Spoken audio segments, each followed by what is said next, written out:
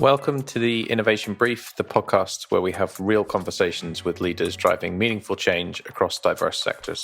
I'm Will Benton. And I'm Gabi Matic. Each episode will bring you insights from innovators who are shaping the future through bold ideas, fresh perspectives, and transformative work. Today, we're joined by Dirk Ploss, a digital pioneer who's been online since 1985 and has spent nearly 3 decades at the intersection of innovation, marketing, and technology. From his early days in advertising and founding his own startups to helping transform one of Germany's largest retailers from mail order to e-commerce, to a decade at Beiersdorf running entrepreneurship programs and early innovation, Dirk has seen the full arc of the digital revolution from the inside. Welcome to the podcast, Dirk. Great to have you with us. Thanks for having me. Yeah, absolutely. It's great. It's great that you're here. And I'd like to start at the beginning, as we often do. You started your career in advertising, so creative directing, copywriting, campaigns. How do you think that creative foundation has shaped the way you think about innovation today? I think the one major takeaway that it can really bring to today from my early days of my career, I think that's resilience, because being in a creative as a profession means that you're constantly producing ideas, and 99.9% of all these ideas go directly into the dustbin. So I think just getting used to it, to have way more ideas than will ever see the light of day, I think that's the one thing that really somehow paved the way for the rest of my career as well. And kind of building on the creativity and kind of coming up with ideas, as we touched on in the introduction, you've been building companies and doing e-commerce since before most people knew what that actually meant.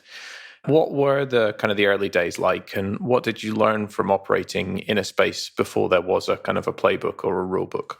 So that's a very good question. The things that I learned is that we have always been sort of in transformation, right? And especially back in the days when I was with the mail order company, I was there when for the first month ever, the online revenue was larger than the catalog revenue. So that was really the tipping point of the whole business model that was existing to that day. And so what you really need then is transformation and transformation management. And I think what's really important here is that you have to realize at some point that it's not only digital or technical transformations, it's just the top layer. Indeed, there are 3 layers to any kind of transformation. That's the technical one. Below that is the business transformation that you have to do as well. So that is exactly, for example, when you change your business model from being an offline business to an online business. But the most important part is the emotional transformation, because all of us as humans, we do not really like change that much. And if it's radical change, even lesser. And so taking people along that trip and really making sure that there's something to look forward to and that the future will be better than the past has been, that's always the most difficult part in any kind of transformation. That makes a lot of sense. And I can imagine that being particularly difficult to navigate in a space where it's new, it's happening for the first time, and there isn't much to, Google, look out for, or, be inspired by. Maybe one follow-up question on that then. If you remember back, was there ever a time when you kind of hit a wall and you weren't sure how to proceed, and you maybe didn't have anyone to ask for advice or anyone to turn to? How did you build that opinion or judgment for what to do next without having any precedent? What did you do? That's a very good question, because that happened to me quite frequently in the past. Somehow in my life, I have developed a tendency to be just a few years too early with most things that I do.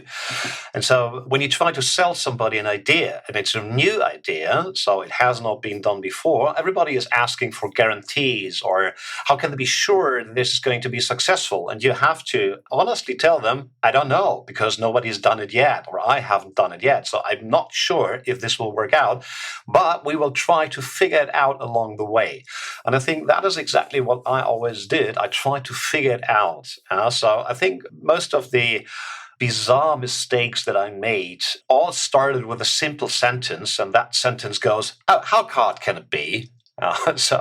And because in my mind, usually, okay, the things look quite clear, and it really should. Okay, this must be the process that we have to follow, and then we'll figure it out how to be successful. Turns out sometimes it worked, but more often than not, it did not. So this is why 2 of the 4 startups that I built failed miserably. One already after a year, one went very well for 5 years and then crashed. But still, when you do not have anything, a given path, it's a very common feeling to just feel completely lost. Because when you are at the very front, there is no path that you can follow. You have to build it yourself. So you don't know where to go. And you have to figure that out while you're going.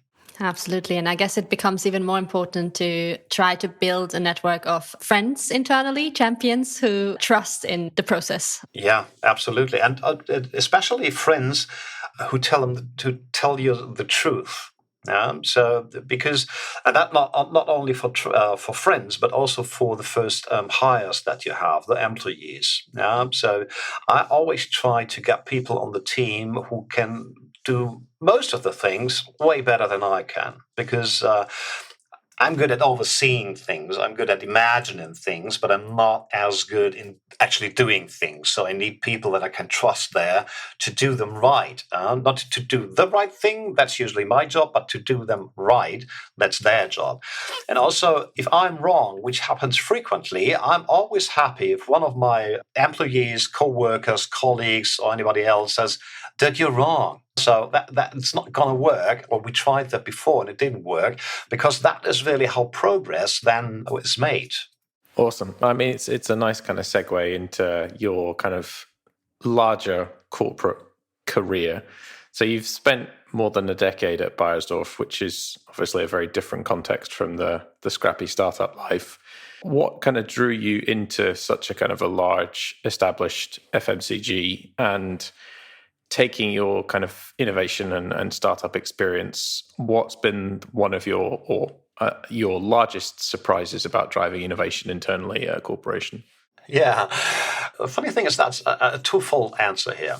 So what brought me into Beiersdorf is simply that they were looking for somebody who had a certain experience with e-commerce and also was able and willing to help their customers, so the retail companies, Auchan, Tesco, Carrefour, and so on, to develop their online business. And so I had that experience, which I could bring into the company. This is what brought me in there. But once being there, I discovered that this is an ideal place for me to really thrive. Why that? Because contrary to popular belief, not all corporates are always acting at the speed of a sedated sloth. Some of them can be pretty fast, especially when it comes to innovation management, or when it's simply the time to do things. Then these corporations can move very fast, and sometimes even faster than, for example, a startup. Why? Because what you do have in a larger corporation is a lot of resources, and you have a lot of colleagues, and you have a lot of brains that you can work with.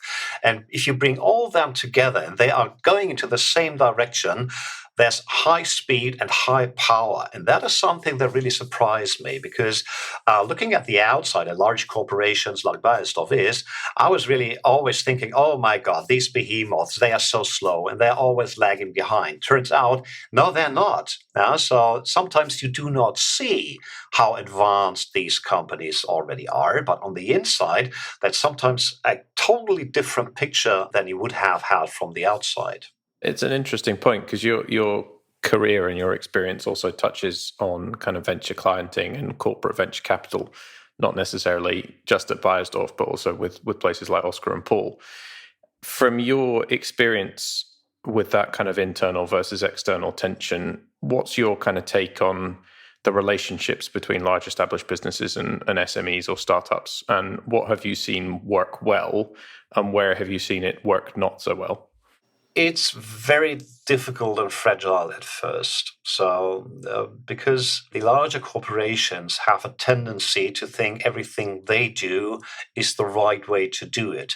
And that is sometimes not really suitable for a fast moving startup. So, when we roll out all our processes and all the compliance aspects that have to be looked after and so on, then sometimes we are indeed just too slow to really work with a startup. This is especially true if you try to integrate a startup. This is usually not a very good idea. So, because then you will lose all the momentum that the startup had. It becomes just another department, it becomes part of the corporate body with all the positive and negative aspects that come along with them. Nevertheless, I think if you do this relationship right, if you set it up right, and you do that on an equal basis, we say, okay, we have a level play field here, then it can be fruitful, very fruitful for both sides, because startups have a bit more freedom to take risks than large corporates. Look, at Beiersdorf, we have a global love brand like Nivea, and you can only set such a brand to a certain level of risk. That's really not good if you just put too much risk on. That slows us down indeed in innovation and other management topics. But a startup, of course, they do not have that much to lose, literally. And so this is why it's a common misbelief or wrong belief that just by working with startups, corporates can get so much quicker and faster. No, we're still operating a tanker. It's not a speedboat. It will not become a speedboat. So that is something that you just have to be really clear about. And also, you need a certain kind of flexibility. Also, for example, in your processes. When I started to build the startup scouting at Beiersdorf, and we had our very first venture clienting pilots, I had to talk to procurement because the standard payment terms that a large corporation has is something that a standard startup will just not survive. It's brutally true that if you say, okay, we're going to pay you in 90 days after the work has been done, the startup is gone. And so this does not really work. Also, expectation management on both sides is really, really crucial. Just because we are talking to the CEO of the startup, usually they do not always talk to our CEO. Yeah? So this is also something that you just have to level and where you have to build a lot of expectation management. Just to dig into that one really quickly, when you look at collaborations you've either been part of or you've seen, have you seen any patterns of what usually becomes an issue? Is there something that keeps coming up where collaborations potentially break down or communication isn't right, that you've noticed, something people should look out for, red flags, something that, people should be aware of when they try to set something up like that? I think the most common thing that gets overlooked quite easily is to really do good expectation management and to not overpromise on both sides. So because I've seen both things happening, so that corporates, for example, are promising, yeah, we will have a decision in 2 weeks, and it takes 3 months. So this is a standard issue that we always see, because you have to do another alignment round, and then the next colleague or VP is just on vacation or on a business trip or whatever. So things have a tendency to not be as fast as we as managers want them to be. So that's one thing. On the other hand, startups have a tendency to overpromise a lot because they are afraid to lose the partnership, to lose that specific client relationship or simply the revenue. And so they're promising things that they cannot keep because they cannot easily scale or speed up things. And then they have to take a decision. Do we lower down the quality, which is absolutely not wanted by the corporate, or do we just have to tell them the truth that we can't deliver on time in full? So I think this is really the most crucial part in the whole process is when you get to when you learn each other, when you start working together, to really be clear and to double check, is that really realistic what we're talking about here? Because the more realistic, even if it's not the best thing you can do, but if it's realistic, then there will be no real disappointments. And that's one of the major issues. And second thing is that startups should keep an eye on their fluctuation. So, because that is something that we have seen in the past where whole teams have been changing on the startup side. And then you literally start again over and over again to explain everything, your corporate rules, your corporate design, your behavior, your compliance rules, the code of conduct, and all these things. And this is just so energy and time draining. So to have a bit more constant teams on both sides is absolutely helpful. It's also true for the corporate part. There has always to be some sort of translation office or translator who can both talk startup and talk corporate. Because sometimes we use the same words, but we have different meanings for them. And then, of course, the trouble starts. So this is always good to have somebody who ideally has been part of the startup ecosystem and now is on the side of the corporate, because those are the people who really literally understand both sides and can act as an intermediate between them. Really, really good point. Yeah, absolutely. I think it also, you can notice when it works really well, and we've had this with some of our startups in some of the bigger corporates. We have the corporate champions come back to us and say, we love these guys. They actually make us look good in the meetings because they really understand what we're doing here. And that's the dream, right? From that, you've obviously been tracking emerging technology for a long time. You've mentioned earlier you're ahead of the curve most of the time. You were early on e-commerce, early on digital marketing. And I don't want to miss the opportunity to ask you, where are you placing your attention right now? And what do you think is genuinely transformative currently versus maybe overhyped? Yeah. So what we built inside of the strategic foresight team that I'm currently heading at Beiersdorf is a framework that will help us to answer these questions. So none of us can really predict the future. That's not even our job to predict the future. Our job is to minimize surprise. And this is why we established a framework where we have two stable ends. One is really an understanding of our consumers and their jobs to be done. And the other end, some 10, 15, 20 years into the future, is a future scenario. We have built a couple of them, and we found one of which we say this is preferable. This is our preferable future, so we can work towards it. And in between there, you have this framework of different developments and trends. So it starts with weak signals. That's something that you spot somewhere around the world, which is not really a pattern yet. It's just new. It turns into a strong signal once others take that up and bring or develop a pattern about it. When that starts to spread regionally or geographically, then you have a trend. And if that is spreading globally, you have a mega trend. And finally, if that is something that is really driving profound change to one or more industries, you have what we call a driving force. For example, artificial intelligence is currently such a driving force. It has been around for decades, since the 50s of the last century. But since end of 2022, when OpenAI released ChatGPT, it's really something that has got a lot of traction and momentum, and which is literally changing every single business that we're looking at right now, including things like cosmetics or beauty or skincare, anything like that, because it changes things on the inside and the outside. And we're not only talking about generative AI here, but in general. So that is one thing. What's even more interesting for us is if we look at the convergence of different technologies, because a single trend, a single technology like nanobots or something like that is interesting, but as such, usually not really applicable to your own business. But then you start to look at convergence as two different technologies. And I have a funny example for that, how that works. So there's one technology I think that we can all agree on will be a standard in the midterm futures. That's autonomous driving. So we have several countries like China where it's already almost a standard.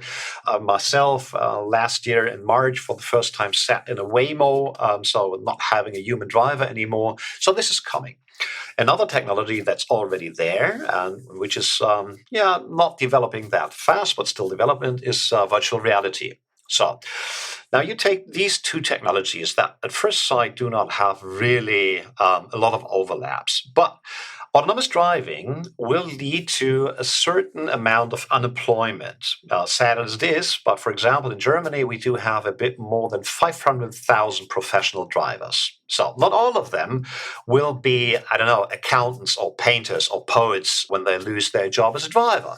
So a lot of them will simply have a lot of time at hand, and some of them will escape the harsh reality into a virtual reality because that's nice surrounding there where you have everything under control, everything is nice and gloomy and really is a lot of fun. So, but what happens if you wear these VR goggles for an extended period of time, let's say 8, 12 hours a day?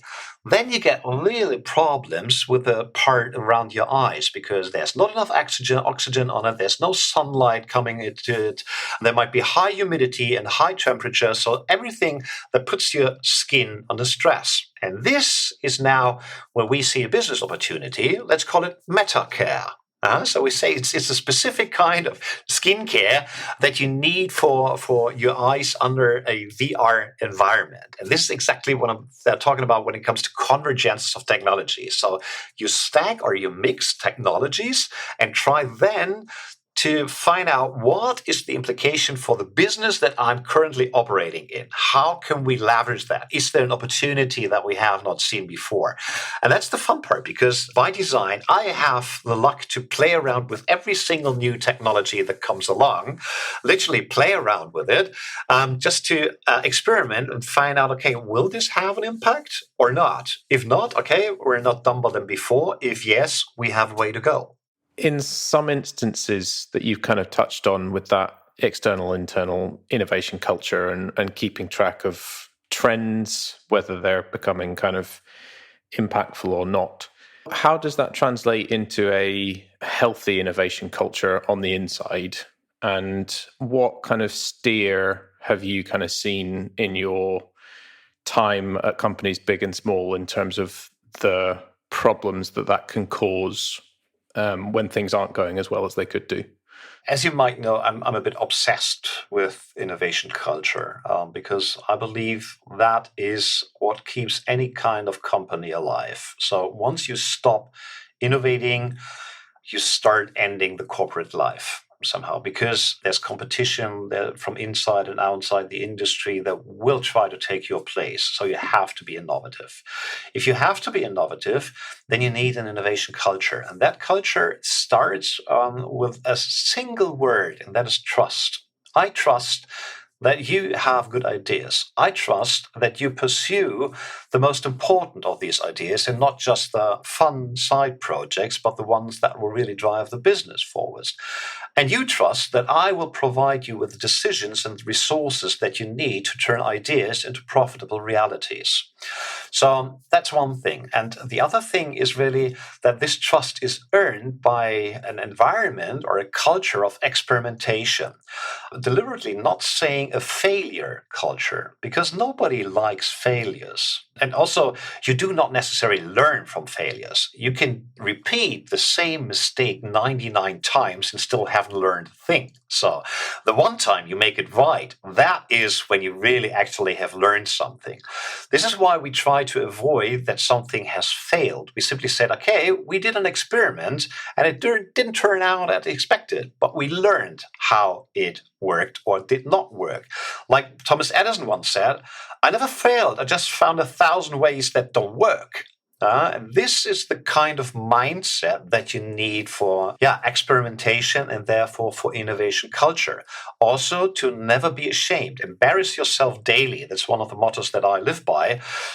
Because whenever you try to get better at anything that you do, you can by definition not look good. It's not possible. While you're training, you always look like a total idiot, I'm sorry to say, but that's even on the golf course when I have a training lesson. Oh my goodness, not what I'm talking about. That makes a lot of sense. And I think it's so crucial, but a lot of the times in corporate settings, it doesn't come easy, right? That trust and that willingness for failure. You've also been running the Beiersdorf entrepreneurship program, Upstarter. I guess that's a big part of that, right? To help the team internally get comfortable with that more entrepreneurial mindset. From your perspective, what does it actually take to make real entrepreneurship work? And, not just a program that looks good on paper and kind of fancy in LinkedIn posts, but something that genuinely changes how people think and build. I believe that the secret sauce of Upstarter is engagement. What do I mean by that? So a lot of entrepreneurship programs that we analyze before we set up Upstarter, they work with certain kind of incentives. So they promise you some reward that you get after running through the program. We don't do that at Upstarter. Also, we do not promise certain resources during. What we promise is that we guide you along and try to help you turn your idea into a profitable reality by coaching, by giving advice, by mentoring, by hiring external experts on presentation and things like, and a lot of tools. But the major part really is engagement, because Upstarter is run by volunteers for volunteers. And that, of course, has a different level than if it's just another corporate program. Another corporate program is that you shrug off and say, okay, let's do this. But if everybody here is spending their own time, sometimes additional time, and all of their engagement and experiences to help others, then you establish a culture of growth. And it's growth on both sides. So we running the whole program, we learn as much as our entrepreneurs. Of course, they develop certain skills that they did not have before, but we learn about all the great ideas that are around the globe that we can simply collect and try to make the best out of them, which is really a wonderful thing to do, because that is whenever we experience after a batch how, example, our board members react to the different ideas, that is a source of immense pride. So when we say, okay, yeah, this is really cool. We built this from an idea that was just in somebody's head or on somebody's laptop, and now turned it into something that can actually hit the shelf in, 2 or 3 years. So that is what I mean by engagement. That is the most important part. That makes a lot of sense. And just one follow-up question on that. Obviously, throughout the best experience for someone who has an idea that actually makes it to being greenlit and makes it to reality, what happens to those that don't? Is there some strategy or thinking you have behind that? Because I guess it's really important for continuous engagement to handle that, right? Of course, we can't promise that anything will be successful or even be turned into a product afterwards. That's also not part of the program. So the program ends the day we have the final pitch before a grand jury. The grand jury consists of people who actually have the resources and the power to decide, will this be a proper project or not, with a proper funding or without. So this is the only promise that we give. We bring you to that pitch, and we make you pitch ready. That's the whole promise. And that, at least speaking from the first batches that we had, is something that is very, very highly valued by our entrepreneurs. Who said, we learned so much. We got so much better at business model thinking, in our entrepreneurial skills, in presentation techniques. And now for this year, because of course, exactly what you just mentioned happens a lot, things will not be successful. They will not be turned into a product that will hit the shelves in 3 years. This is why we added for this year, for the first time to our batch, a resilience training. So we hired an external coach who guides along the entrepreneurial teams and says, okay, we will build your resilience, because there will be setbacks, there will be questions, there will be doubt along the way, and there is a higher probability that at the end of the day you build a great idea, but it will never see the light of any retail shelf. And so building this resilience is also something where we say this is really valuable for our entrepreneurs. At least that's what we hope. Getting used to the risk, I think, is always an interesting output from a program in terms of how people acclimatize or not. I mean, kind of building on that, coming back to you personally, as we've discussed over the last kind of half hour or so, you've worn many hats in your career. So founder, CMO, consultant, VC, entrepreneurship program lead. You touched on creativity being a thread that connects all of these things that you do, but would there be a different thread or another way that you describe what you've actually done or what you're actually doing across these roles today? I wish it was so easy to answer that. So we like the hard questions. Yeah, I see.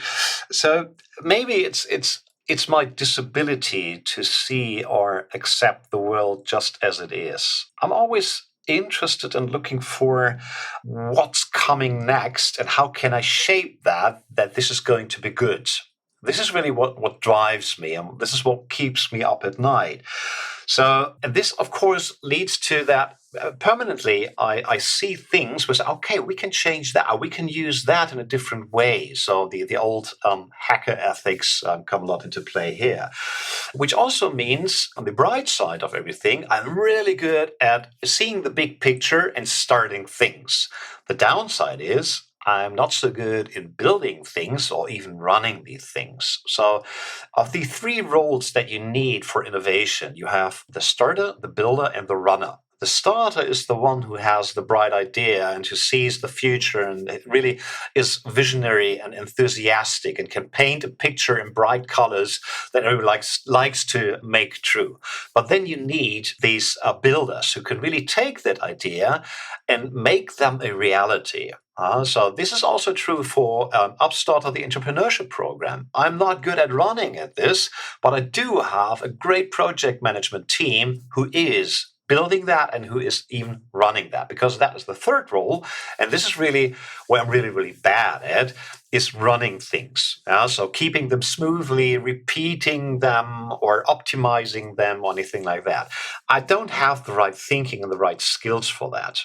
So this is why I always need people along with me that will A, turn my ideas into reality, and B, when these are already a reality, who run these things. This is why I'm no longer part of our corporate venture capital team, for example, because I had my time when we built that whole thing. Now that it's running smoothly and they just set up the second fund of 100 million, there's no need for me anymore. So I think that maybe answers that question a bit. I think it does, but also what it shows me is I think your team is very lucky in the entrepreneurship sense and beyond to learn from you, because I bet you were a really good founder, because you're a lot more reflected than a lot of the other founders you come across about, what your strengths are and what maybe, areas are where you need help and you need support. And that's a really, really good quality to have. Yeah, well, it was not always the case. Yeah? So I think especially for the first startup, I tried to be the jack of all trades myself. I said, I do not have the money or the resources to get a professional team, so I have to do everything by myself. Or I wanted to keep things under control, so I had to do everything by myself, which ended up me being totally overworked and not delivering what was necessary. So that was one of the very first very harsh learnings that I had to take from being an entrepreneur, is there are people that you better don't touch. So where you will need help, and it's okay to ask for help, even though sometimes these questions might seem stupid. But instead of finding out the hard way and making a costly mistake or ruining the company, embarrass yourself. Ask the stupid questions and hope to get that help that you need. 100% agreed. And I think, and we probably don't want to weir into that topic too much. We don't have days and months, but I think that skill of not being scared to ask questions in a setting like, a meeting or in person are gonna become more and more rare as people get used to just asking all their questions to AI. You don't practice that muscle of, this is uncomfortable. And I think that's going to create issues in the future, but that's maybe a bigger topic. Absolutely, especially if people take everything for the truth, what the computer says. So I think the one skill that I, even in the near future, do not see that can be taken over easily by an AI is critical thinking. Because there's always something that all of our life experience, or we like to call intuition or experience, is something that's so hard to train into a large language model. So it really makes us unique. And I think that is also a skill or a muscle that we should not stop training. We'll try. We'll try our best not to stop everyone listening. But let's shift gears maybe slightly. I recently came across a post of yours where you were reaching out to people in innovation and product development and areas like that, talking about the value of bad ideas. The ones that get dismissed or forgotten, or they just never actually leave the room because, people didn't ask the right or difficult questions. What's behind that thinking, and what have you been discovering in your discussions? Mm-hmm. Yeah, that's my current pet project, and it's based on a realization that I had a couple of years ago when I was sitting in a meeting, and it was brainstorming, and people came up with ideas, and somebody else who has been way too long with the company always said, "Yeah, we had that 10 years ago. No, this didn't work. We tried that 5 years ago." And I said, "Does that make the idea really bad?" And if we tried that 10 years ago, maybe times have changed. And so I came to a realization, or a conclusion rather, that ideas per se are never bad. It's just the context that lets them look bad. Give you an example. If I tell you I'm going to jump off a balcony in the 5th floor, sounds like a totally stupid idea, right? But if I then tell you that the building that I'm in is on fire, and downstairs, outside on the street, there are the firefighters with a jumping net to catch me, the idea has not changed a bit, only the context that I provided.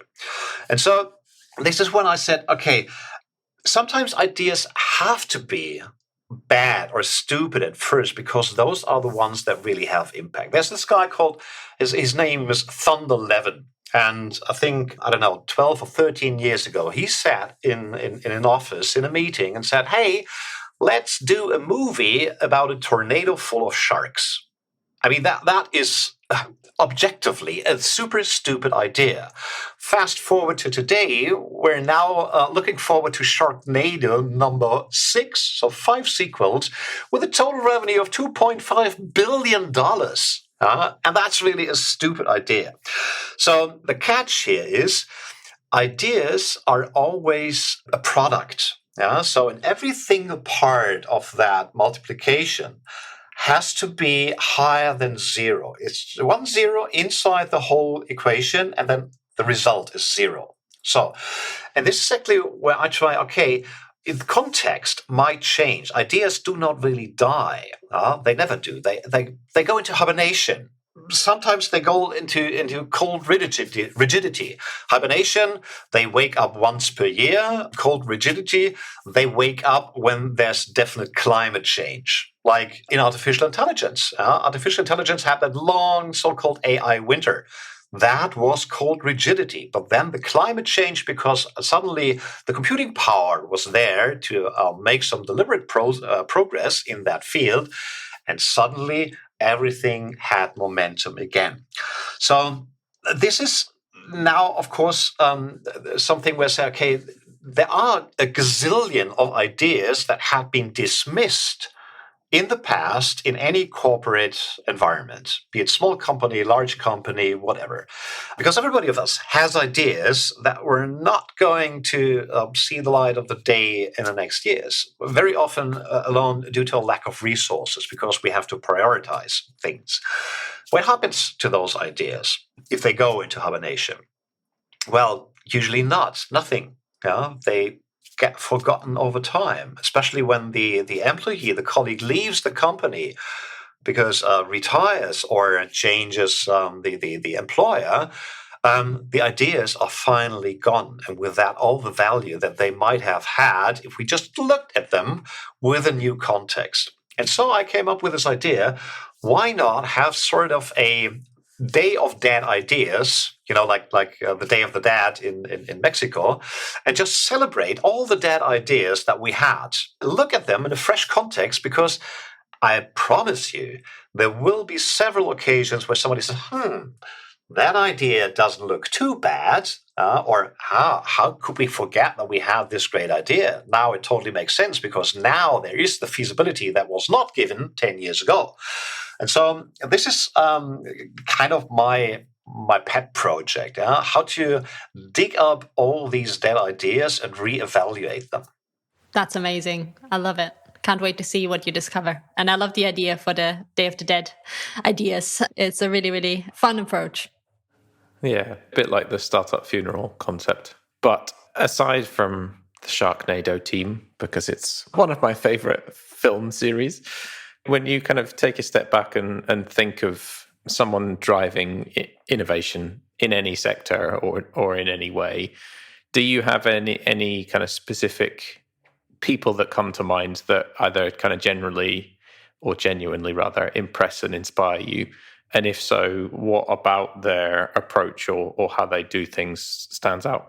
I think there's one innovator and entrepreneur that I to this day found utterly impressive. That's James Dyson. If you look how long it took him to get that first product right, the vacuum, I don't know the exact number, but it was a really, really long time span until he finally got it. And now look what came afterwards. So he really is turning air into gold, literally, because all the products that he built have to do something with moving air. And I found it so impressive how he came up with a hair dryer and, I don't know, the cooling machines without any fan or movable objects, anything like that.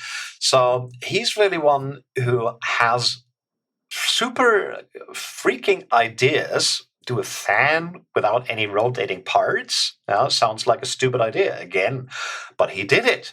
So, and he then even turns it into a really nicely designed object that you want to have just for the aesthetics of it, which is also super impressive. He hired the right designers, obviously, and then he brings it to a market to such a high price premium that I'm already impressed. How expensive can a hairdryer be? But making that successful is something where I have deepest respect for. Great idea, turn it into great products and sell them at a great price. That is really something that I found adorable or admirable. Lovely. We've come to the end. Dirk, thank you so much for joining us. I'd like to ask one last question, which is, what is next for you and your team? And how can listeners follow your work or connect with you? So let's start with the last question because that's pretty easy. I'm pretty easy to find on the internet, aka just follow me on LinkedIn. And sometimes with a higher frequency, sometimes for months you won't hear anything from me. I try to share my thoughts on LinkedIn in posts because I always learn from the reactions that I get, because it always sparks a discussion and that's very fruitful for me. So that's the easiest part.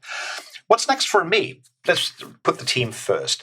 So we're currently trying to turn strategic foresight into innovation intelligence. Intelligence not as human intelligence, but like, I don't know, an intelligence service. Like the CIA or anything like that. So really turning all the signals that we see into something that is ready to decide and to create such a high confidence level that upper management gets an update from us, I don't know, once per quarter, and then really has some profound data to decide upon. So minimizing surprise. That's next for the team. And privately, I'm currently writing another book. So how exciting. What's it about? Unfortunately, this works only in German, but I will try to translate it a bit. Say it in German first, and then whoever understands can understand. It's going to be called Die Dirk-Strategie, the Dirk strategy, because I found out that my first name is actually an acronym. It's delegate, ignore, reduce, or correct. So in German, correct is with a K, not a C like in English. And the subtitle is, wie du deine Aufgaben erledigst, bevor sie dich erledigen. So how to get things done before you are done by them. Yeah, because I played around with so many, time management tools, to-do lists, Eisenhower matrix, and all these things, and none of them work. None of them. So, and this is why we usually do not take the time to really look at any given task that we have been given, to really say, okay, am I the best one to do that, or should I delegate that to not only downwards to my team, but it can also be sidewards. It can be upwards. Delegating upwards is an underdeveloped skill in most companies, or outwards, or back to sender. So that's delegating. Then ignoring an idea. So many ideas have the tendency to look very urgent, but they aren't. They look very important, but they aren't. So just letting them cook a bit or stay in the inbox for a while and see, okay, is there any follow-up? Is anybody asking if this actually gets done? That is ignoring that. So which then decides, is it really important or not? Reducing, that's pretty self-explanatory. It's really just saying, okay, not do always the 100%, but try to get along with 20%, because if you really boil an idea or a task down to the job to be done, then usually a lot of the solution that you had in mind, or that the issuer had in mind, is not really necessary. So effort minimizing. And finally, correcting is really, again, looking at the job to be done and doing just that, even if it does not exactly fit the original task. Because many people also, again, like working with startups, we do not talk about our problems, our challenges, but we ask them and already have a solution in mind. And that's not always the best solution. So this is the K then in the Dirk strategy. Just finished the first chapters. So 60 pages are written. Another 180 are still to come until the end of the year. Wow, that's so cool. Well, you have one reader here. So let me know once it's done. I'm excited. But either way, we know you're super busy, not just with work. Now we know you're also an author. So thank you for taking the time to join us for the podcast. Thank you for having me. It was really a pleasure. That's a wrap on this episode of the Innovation Brief. A huge thank you to Dirk Ploss for reminding us that real innovation isn't about just chasing trends. It's about curiosity, courage, and a willingness to build before anyone else sees what's possible. So if you've enjoyed the conversation, subscribe to the Innovation Brief and leave us a review. It'll help other listeners find the podcast. We'll be back soon with another conversation from the frontier of innovation. This has been the Innovation Brief, and I've been Will Benton. And I'm Gabi Matic. Thanks for listening.